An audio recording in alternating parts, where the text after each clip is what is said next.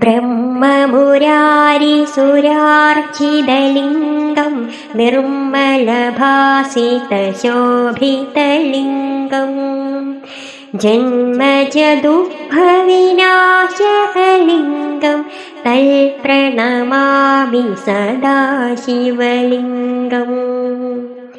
देवमुनिप्रवरार्चितलिङ्गं कामदहं अरुणाकरलिङ्गं रावणदर्पविनाशकलिङ्गं तल्प्रणमामि सदा शिवलिङ्गम्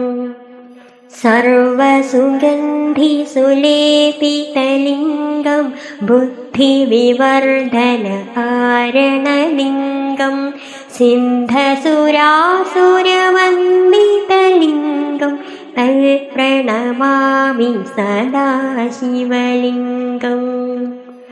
अनघमहामणिभूषितलिङ्गं फणिपतिवेष्टितशोभितलिङ्गं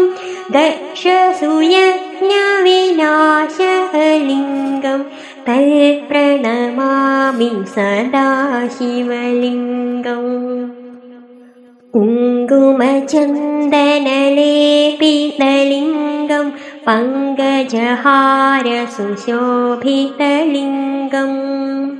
सञ्चितपापविनाशकलिङ्गं तल्प्रणमामि सदा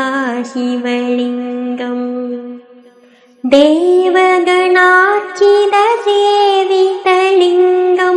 भावैर्भक्तिसुसेवितलिङ्गं दिनकरकोटिप्रभाकरलिङ्गं तल्प्रणमामि सदा शिवलिङ्गम् अष्टदलोपरिवेष्टितलिङ्गं सर्वसमुद्भवकारणलिङ्गम् अष्टदरिद्रविनाशकलिङ्गं तल्प्रणमामि सदा शिवलिङ्गम्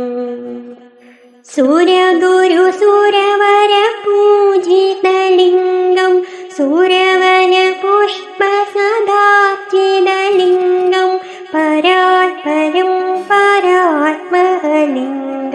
तल्प्रणमामि सदा शिवलिङ्गम्।